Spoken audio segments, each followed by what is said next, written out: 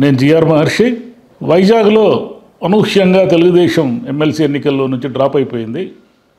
చాలామంది అనుకున్నది ఏమిటంటే టీడీపీకి సహజంగానే అధికార బలం ఉంది, అంటే 200 మందిని ఇటువైపు లాక్కోవడం అనేది కొంత కష్టమైన నంబర్ అయినప్పటికీ, సరే అధికారం ఉంది, డబ్బులు ఉన్నాయి, ఏదో ఒక రకంగా ప్రలోభ పెడతారు, బెదిరిస్తారు, ఏదో ఒక రకంగా 200 మందిని లాగేసి ఎమ్మెల్సీ సీట్లో గెలుస్తారు తెలుగుదేశం పార్టీ వాళ్ళు.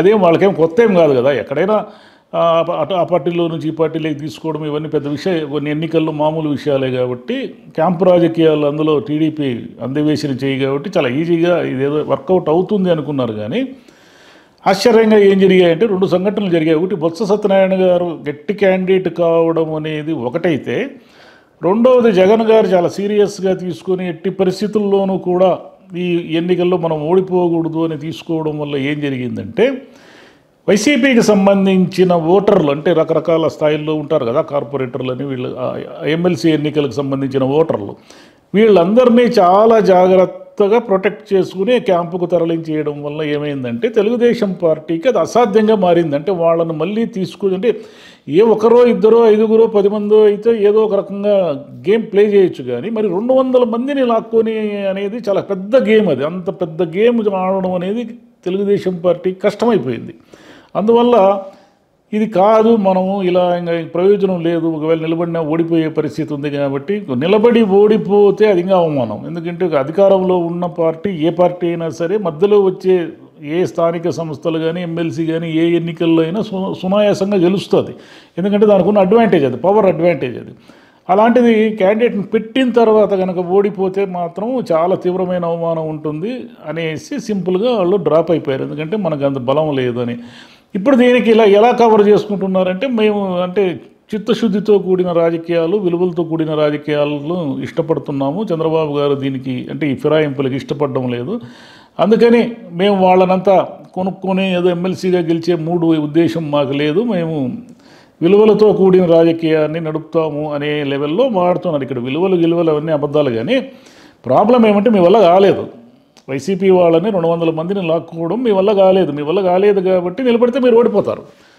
అధికారంలో ఉండి ఓడిపోవడం అనే జట పేరు తెచ్చుకునే కంటే ఇదేదో విలువలతో కూడిన రాజకీయం అంటే, ఈ విలువలు ఇప్పుడే తెలిసా మీకు? అంటే ఈ 5 ఏళ్ళు ఇదే విలువలతో ఉంటారా? చూద్దాము.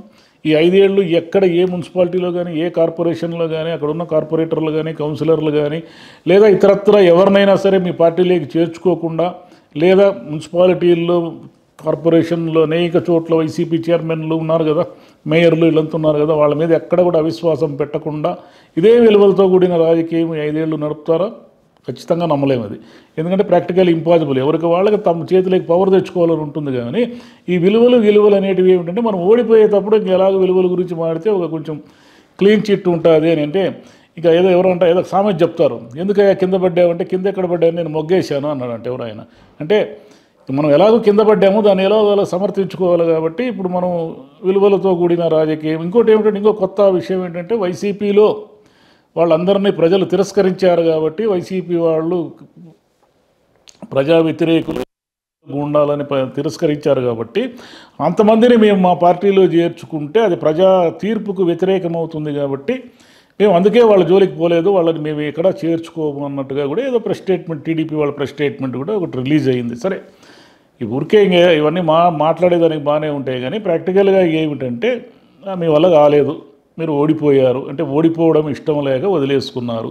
బొత్స సత్యనారాయణ గారు ఏమిటంటే, ఆయన సీనియర్ లీడరు, ఆయన ఈ పరిస్థితుల్లో ఆయన గెలిచి ఎమ్మెల్సీ కావడం అనేది చాలా ఆశ్చర్యకరమైన. అంటే కొంత సీనియర్ లీడరు కౌన్సిల్లో ఉండడం కూడా ఒక రకంగా వైసీపీకి ప్లస్ అది.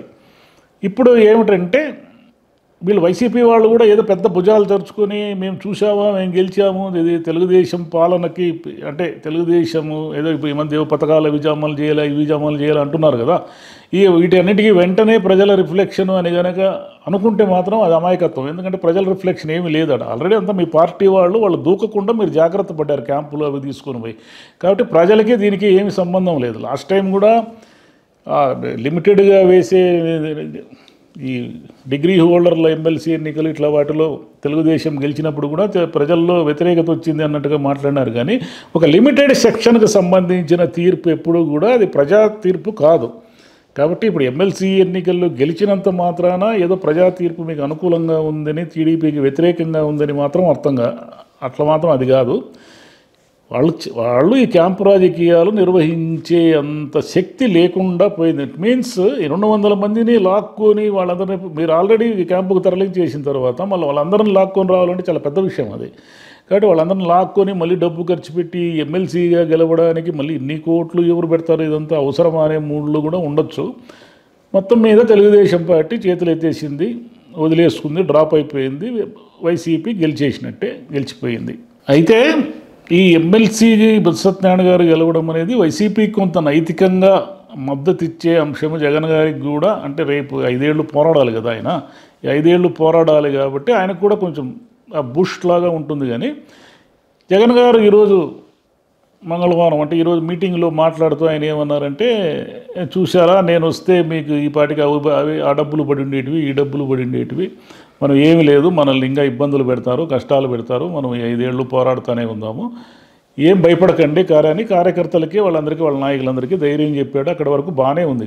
కానీ అక్కడ అంటే బయటికి చెప్పలేని విషయాలు కొన్ని ఉంటాయి. జగన్ గారు కేవలం చంద్రబాబు గారి వైఫల్యాలు, తప్పులు, ఈయన ఎలాగో పథకాలు ఇవ్వలేడు, మోసం చేశాడు అని ప్రజలు కొంతకాలానికి నమ్మడం మొదలు పెడతారు. అప్పుడు ఆటోమేటిక్గా మన వైపు వస్తారు అని ఆయన అనుకుంటే మాత్రము అది పూర్తిగా రాజకీయ వ్యూహం మాత్రం కాదు. ఎందుకంటే కేవలం మీరు మీకంటే ఎక్కువ పథకాలు ఇస్తారని మాత్రమే తెలుగుదేశాన్ని గెలిపించలేదు. మీరు జాగ్రత్తగా గమనిస్తే మీరు పార్టీ పరంగా మీరు చేసిన తప్పులు కొన్ని ఉన్నాయి. ఎందుకంటే కార్యకర్తలు మీరే స్వయంగా ప్రజలకు దూరం కావడము, ప్రజల మధ్యకు తిరగకుండా, ఈ మీడియాకు కానీ కనిపించకుండా మీరే దూరం కావడం ఒకటి, మీ పాలనలో మంత్రులు కానీ, ఎమ్మెల్యేలు కానీ, ఎంపీలు కానీ ఒక రకంగా డమ్మీలుగా మిగిలిపోవడం ఒకటి. కానీ ఇంకో విషయం ఏమిటంటే కార్యకర్తలను మీరు దూరం చేసుకోవడం. ఎందుకంటే ఆర్డ్కోర్గా పనిచేస్తున్న వైసీపీ కార్యకర్తలు అంటే ఒక అంచెల వారి వ్యవస్థ ఉంటుంది కదా, ఒక పల్లెలో ఉన్నటువంటి ఒక నియోజకవర్గంలో ఉన్నటువంటి కార్యకర్తలు, పార్టీ అభిమానులు వీళ్ళందరూ కలిసి ఒక ఎమ్మెల్యేని గెలిపిస్తారు. ఎమ్మెల్యేలు అందరూ కలిసి ముఖ్యమంత్రిగా మిమ్మల్ని ఎంచుకుంటారు. ఈ అంచెల వారి వ్యవస్థ ఇది మీరు విస్మరించేసి మీరు ఏం చేశారంటే,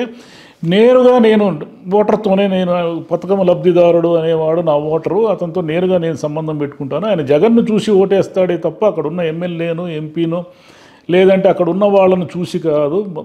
ఎవరు కూడా ఎవరి మొహాలు ఇంపార్టెంట్ కాదు, ఎవరికి వాళ్ళకంటూ వ్యక్తిగత విలువేమీ లేదు. జగన్ కావాలి, జగన్ పథకాలన్నీ అమలు చేస్తాడు కాబట్టి తన కోసం ఓటేస్తారు అని ఆయన ఒక రకమైన భ్రమకు గురై మొత్తం పార్టీలో ఉన్నటువంటి ఒక నిర్మాణ వ్యవస్థను దెబ్బతీయడం వల్ల ఈ ఓటమి 11 సీట్ల ఓటమికి కారణమైంది. 11 సీట్లు మాత్రమే గెలుచుకోగలిగారు. ఇదే అంటే బయటికి చెప్పలేకపోవచ్చు, ఇవన్నీ మీటింగుల్లో చెప్పరు కదా. కానీ వాళ్ళ అంతర్గత వ్యవహారాలు పార్టీ మీటింగుల్లో మాత్రము ఏదో మనం వైజాగ్ ఎమ్మెల్సీ గెలిచిపోయినాము, మనకు టీడీపీ వాళ్ళకి అప్పుడే వ్యతిరేకత ఉంది, అది ఉంది, ఇది ఉంది, మళ్ళీ మన పథకాల కోసం జనం ఎదురు చూస్తున్నారు, మనం వచ్చింటే ఈ పాటికి డబ్బులు పడి ఉండేటివి అని అందరూ ఒకటే కలవరిస్తున్నారు జగన్ని అని మాత్రం అనుకుంటే అది భ్రమ అవుతుంది. ఎందుకంటే ఇంకా మీకు 4 సంవత్సరాలు 10 నెలలు దాదాపు ఉంది మీకు టైం. ఈ 4 ఏళ్లకు పైగా 4 సంవత్సరాల 10 నెలలు అంటే 2 నెలలు 3 నెలలు గడిచిపోయినాయి అనుకోండి, 4 సంవత్సరాల 9 నెలలు అనుకుందాం. ఈ 4 సంవత్సరాల 9 నెలలు కేవలం చంద్రబాబు నాయుడు వ్యతిరేకత అనే ఎజెండాతో మీరు యుద్ధం చేయలేరు. మొత్తం మీ పార్టీలో జరిగిన లోపాలు ఇవన్నీ కూడా సరిచేసుకుంటూ, పార్టీలో అందరికీ ఇంపార్టెన్స్ ఇస్తూ, పార్టీలో ఎమ్మెల్యేలు కానీ, ఎంపీలు కానీ, చిన్న నాయకుడి నుంచి పెద్ద నాయకుడి వరకు కూడా వాళ్ళకంటూ సమ ప్రాధాన్యత కల్పిస్తూ మళ్ళీ మీరు ఒక రకంగా కొలాప్స్ అయిపోయిన వ్యవస్థని మళ్ళీ బిల్డ్ చేసుకుంటే తప్ప మీరు అనుకున్నది వచ్చే ఎన్నికల నాటికి సాధించలేరు. Thank you.